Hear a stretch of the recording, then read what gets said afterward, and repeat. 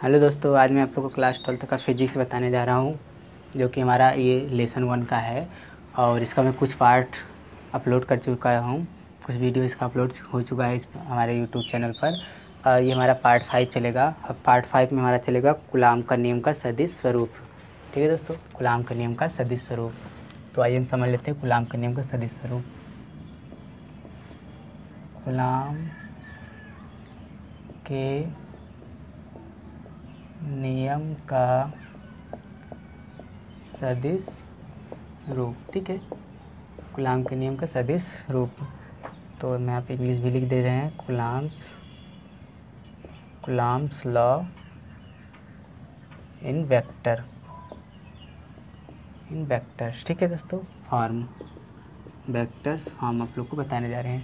तो आइए हम समझते हैं कूलाम के नियम का सदिश स्वरूप। तो पहले कूलाम के नियम का ही कुछ इसमें फॉलो होगा। हमारे क्या है, दो आवेश होते हैं। ये आवेश हमारा हो जाएगा Q1, ये आवेश हो जाएगा Q2। यहाँ पे हमारा क्या होता है, बिंदु O होता है। आप लोग कूलाम का नियम पढ़ चुके होंगे। यहाँ होता है हमारा बिंदु O।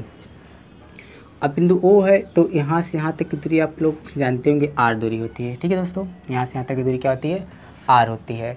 अब हमको यहाँ पर सीखना है, यहाँ पर सीखना क्या है, सीखना ये है कि जो हमारा यहाँ पर Q2 है, अगर हमको इनके बीच की दूरी मतलब इनके कूलाम के नियम का सदिश स्वरूप निकालना है, इनके बीच की दूरी का बल भी निकालना है, तो सबसे पहले हमको अगर जैसे कि Q1 के द्वारा Q2 पर लगने वाला बल, ठीक है, तो Q1 के द्वारा Q2 पर लगने वाला बल हमारा, तो ये इसके द्वारा इस पर बल लगेगा, इसके द्वारा इस पर बल लगेगा। तो हम उसके पहले समझा देते हैं आप लोग को। यहाँ पर जो हमारा ये है, यहाँ पर एक R हो जाएगा। R ये दिशा व्यक्त करने के लिए लगता है। ठीक है दोस्तों, जो R लगेगा ये एकांक सदिश है, एकांक सदिश है। ये हमारा क्यों लगा है दोस्तों, दिशा व्यक्त करने के लिए लगा है। तो इसके ऊपर हम क्या लगा देते हैं, वेक्टर स्वरूप लगा देते हैं, मतलब कैप लगा देते हैं। ठीक है, ये हमारा जो R लगा है दिशा व्यक्त करने के लिए लगा कि इसके द्वारा इधर मतलब इसके द्वारा इधर इसकी दिशा है, और फिर इस तरफ इसके द्वारा इसकी दिशा इधर हो जाएगी दोस्तों। तो हमारा इधर R हमारा एक हो जाएगा, तो ये भी हमारा R ही होगा। तो हम यहाँ लगा देते हैं Q1 के द्वारा Q2 पर जो दिशा होगी इधर होगी, अर्थात हम 1 2 लिख सकते हैं, 1 2। अब इसके द्वारा इसकी दिशा इधर होगी, तथा हम यहाँ लिख देते हैं 2 1। ठीक है, तो हम यहाँ पे लगा देते हैं इसकी दिशा इधर है, इसकी दिशा इधर है। जब दिशा इसकी विपरीत है तो इसका बल भी विपरीत होगा, इसका बल भी विपरीत होगा। तो आइए जब हम व्यंजन निकालते हैं तो वहाँ बल भी हम विपरीत दिखाएंगे दोस्तों। तो समझ लेते हैं, आवेश Q1 के द्वारा Q2 पर बल, आवेश Q1 के द्वारा Q2 पर बल हमारा क्या हो जाएगा दोस्तों, F21। देखिए, आवेश Q1 के द्वारा Q2 पर बल हमारा क्या हो जाएगा, बल बराबर क्या होता है, F इक्वल टू क्या होता है, 1/4 pi epsilon not Q1 Q2 अपान क्या होता है, R का स्क्वायर होता है। अब यहाँ देखिए, आवेश Q1 के द्वारा Q2 पर बल, Q1 के द्वारा Q2 पर बल की दिशा किधर है दोस्तों, दिशा हमारी इस साइड है इसकी। तो एकांक दिशा को व्यक्त करने के लिए हमारा एकांक सदिश यहाँ पर लगा है, जो कि हमारा क्या R12 है। तो हम यहाँ भी दिखा देते हैं, दिशा व्यक्त करने के लिए यहाँ भी लगेगा। तो यहाँ पर लिख देते हैं R12, यहाँ पर कैप लगा दीजिए। ठीक है, यहाँ पर इक्वेशन फर्स्ट मान लीजिए। अब अगला हमको निकालना है इसी में, Q2 के द्वारा Q1 पर लगने वाला बल। अब हम निकालते हैं Q2 के द्वारा Q1 पर लगने वाला बल। तो ये हमारा क्या आ जाएगा, F इक्वल टू क्या आ जाएगा दोस्तों, Q2 के द्वारा, यहाँ लिखा क्या गया है, Q2 के द्वारा Q1 पर लगने वाला बल। तो यहाँ पर हम लिख देते हैं 1 2। ठीक है, Q2 के द्वारा Q1 पर लगने वाला बल। अब बल का सूत्र क्या होता है दोस्तों, 1/4 पाई एप्सिलॉन नॉट। F का सूत्र क्या होता है हमारा, F बराबर 1/4 pi epsilon not Q1 Q2 का पान होता है R का स्क्वायर। इसमें भी दिशा होगी, इसकी दिशा इस साइड है, तो इसकी दिशा क्या है दोस्तों, R21 है। ठीक है, इक्वेशन नंबर 2 हो गया हमारा। अब यहाँ पर अतः दोनों एकांक सदिश क्या है, एक दूसरे के विपरीत हैं। जो हमारा आर है दोस्तों, यहाँ पर लिखना चाहते तो लिख सकते हो, आर जो है यहाँ पर आर जो है 1 2 आर 2 1 है, ये एकांक सदिश है। ठीक है दोस्तों, एकांक सदिश है। अब यहाँ पर एक नोट पॉइंट में आप लोग लिख लीजिएगा दोस्तों, यहाँ पर नोट पॉइंट ये लिखना है, अतः यहाँ पर लिख लीजिएगा जो कि अतः जो हमारा R12 है वह R21 है, वो एक दूसरे के विपरीत दिशा में है, एक दूसरे के विपरीत दिशा में है। ठीक है दोस्तों, जब ये R12 एक दूसरे के विपरीत दिशा में है, ये भी एक दूसरे के विपरीत दिशा में है, तो हमारा बल भी एक दूसरे के विपरीत दिशा में है। ठीक है दोस्तों, जब इसके द्वारा इधर मतलब इसके द्वारा इन दोनों के द्वारा इधर दिशा लग रहा है और इस दोनों के द्वारा इसकी दिशा इधर है, तो बल भी तो एक दूसरे के विपरीत ही लगेगा। ठीक है दोस्तों, तो बल हमारा क्या लगेगा, एक दूसरे के विपरीत ही लगेगा। अतः हमारा यहाँ पर जो हमारा इक्वेशन फर्स्ट है, इक्वेशन सेकेंड है, यहाँ पर ये देखने को मिल रहा है कि इसके द्वारा जो हमारा फर्स्ट और सेकेंड के द्वारा जो बल लगेगा वो भी हमारा क्या रहेगा, एक दूसरे के विपरीत ही रहेगा। तो यहाँ पर दिखा सकते हैं, चूँकि जो हमारा F क्या है हमारा 2 1 है, इक्वल टू क्या है F1 2। ठीक है दोस्तों, यहाँ पर ये एक दूसरे के क्या है, बराबर है, मगर ये एक दूसरे के विपरीत भी हैं। तो विपरीत दिखाने के लिए हम यहाँ पर माइनस लगा देते हैं। अगर आप लिखना चाहते हो तो लिख भी सकते हैं कि जो हमारा जो विपरीत दिशा होता है वो हमेशा ऋणात्मक होता है। विपरीत दिशा जो होता है हमारा क्या होता है, ऋणात्मक होता है। ठीक है दोस्तों, तो यहाँ हमारा विपरीत दिशा क्या है, ऋणात्मक हो गया। तो हम यहाँ आगे लिख सकते हैं F2 1, ये आगे आएगा तो हो जाएगा हमारा प्लस F1 2 इक्वल टू 0। ठीक है, यही हमारा क्या हो जाएगा, कूलॉम के नियम का सदिश स्वरूप का वेक्टर। ठीक है, अब यहाँ पर मैं फिर से बता दे रहा हूँ, जो कि यहाँ पर जो माइनस हमारा आया है ये क्या है, इसके द्वारा इसका बल इधर लग रहा है और इसके द्वारा इस पर इसका बल इधर लग रहा है, अर्थात दोनों बल एक दूसरे के विपरीत हैं। जब दोनों बल एक दूसरे के विपरीत है, तो जब दोनों एक दूसरे के बल विपरीत हैं तो एक हमारा बल क्या रहेगा, प्लस रहेगा, और एक बल क्या रहेगा, माइनस रहेगा।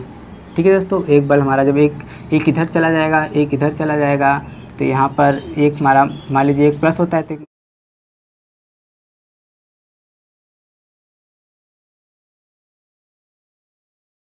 प्रतिकर्षित करेगा, तो एक बल इधर रहेगा, एक बल इधर रहेगा, तो एक हमारा प्लस होता है, एक हमारा क्या हो जाएगा, माइनस हो जाएगा। और दोनों क्या है, दोनों बल एक दूसरे के समान हैं, तो समान मैंने यहाँ पर दिखाया। अब ये आगे आएगा तो यहाँ माइनस है, तो ये क्या हो जाएगा, प्लस इक्वल टू 0, अर्थात इसमें कोई बल नहीं लग रहा है, दोनों बल के बराबर क्या है, 0 है। ठीक है दोस्तों, अब आगे हम आप लोग को बताते हैं कूलॉम के नियम का महत्व। कूलॉम के नियम का यहाँ पर लिख दे रहा हूँ, महत्व।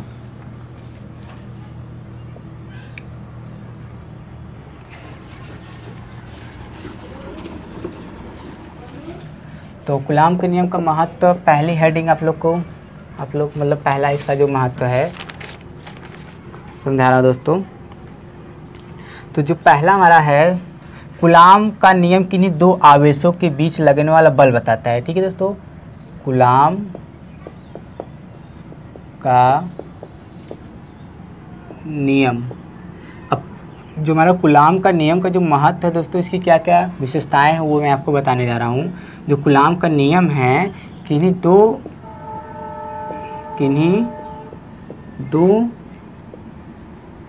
आवेशों के बीच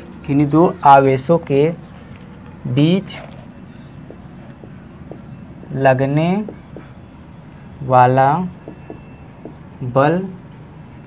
वाला बल को बताता है। दोस्तों आप लोग कूलॉम का नियम पढ़े होंगे, देखे होंगे कि एक आवेश हमारा, जैसे यहाँ पर मैं बता दे रहा हूँ, कूलॉम का नियम आप लोग पढ़े होंगे, ये Q2 Q1। कूलॉम का नियम जब पढ़ाया गया तो आप लोग को इसका जब सूत्र प्राप्त किया होगा, तो यहाँ पर आपको देखे होंगे कि 1/4 पाई एप्सिलॉन नॉट Q1 व Q2 अपान आर स्क्वायर, ये हमारा कूलाम के नियम का सूत्र है। तो कूलाम के नियम का सूत्र में क्या बताया गया, यही बताया गया ना कि दो आवेशों के बीच लगने वाला बल, किन्हीं दो आवेशों के बीच में लगने वाला बल ही आपको इसमें बता रहा है दोस्तों। F यहाँ पर क्या बता रहा है, बल ही बता रहा है। तो पहला इसका नियम, तो पहला महत्व तो ये हो गया। और इसका दूसरा महत्व जो होता है दोस्तों वो बहुत ही इम्पोर्टेंट है, बहुत ज़रूरी है जानना।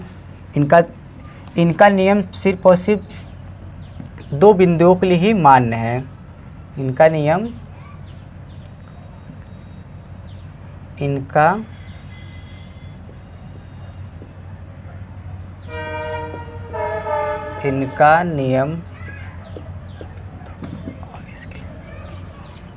नियम दो बिंदुओं नहीं, सॉरी दोस्तों, बिंदु आवेश के लिए मान्य है। बिंदु आवेश के लिए मान्य है। ठीक है दोस्तों, बिंदु आवेश, क्योंकि दो बिंदु नहीं, तीन बिंदुओं के लिए भी इसमें आगे आपको पढ़ाया जाएगा, इसलिए इनका नियम क्या है, बिंदु आवेशों के लिए ही मान्य होता है। अगला जो तीसरा हमारा है प्रॉपर्टीज, वो है इनका नियम किन्हीं भी दो आवेशों के बीच की दूरी, इनका नियम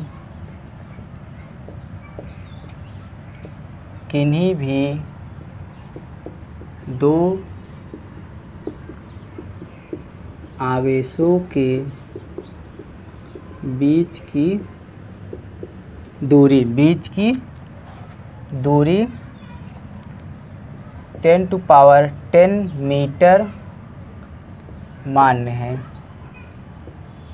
ठीक है दोस्तों, दोनों आवेशों के जो बीच की दूरी होती है वो 10⁻10 मीटर होती है, मतलब बहुत ही कम दूरी लिया जाता है दोस्तों। तभी तो आप देखे होंगे कि दो आवेशों के बीच की दूरी क्या अल्प दूरी लिया जाता है, बहुत ही कम दूरी, अल्प दूरी, इतना कम दूरी की को सही से दिखता नहीं है। ठीक है दोस्तों, तो ये क्या आ जाएगा, जब कम दूरी रहेगा तो माइनस में रहेगा ना दोस्तों, तो यहाँ पर 10⁻10 मीटर ही मान्य होता है। और अगला जो हमारा है चौथा नंबर, कूलाम के नियमानुसार वैद्युत बल गुरुत्वाकर्षण बल को छोड़कर सभी बलों में लगता है। अगर यहाँ लिख दीजिए दोस्तों,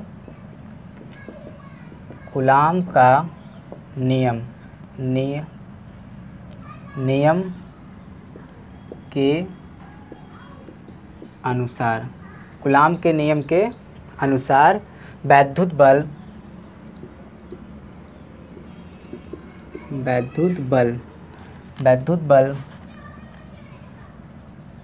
गुरुत्वाकर्षण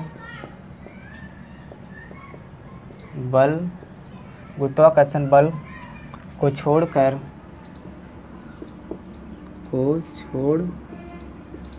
छोड़कर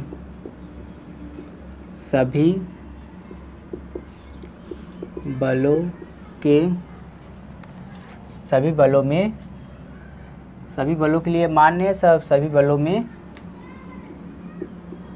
लगता है।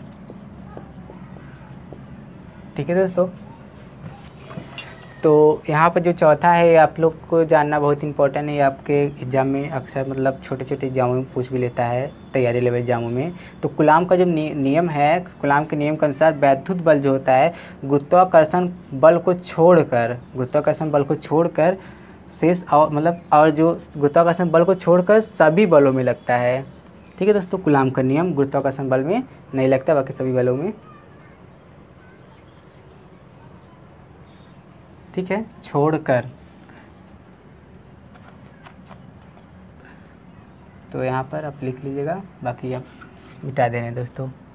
ठीक है दोस्तों, यहाँ पर ये थोड़ा सा मिस्टेक है, इसे मिटा देने, सही कर देने हैं। ठीक है, अब नेक्स्ट पार्ट में अगले वीडियो में बताऊँगा आप लोग को।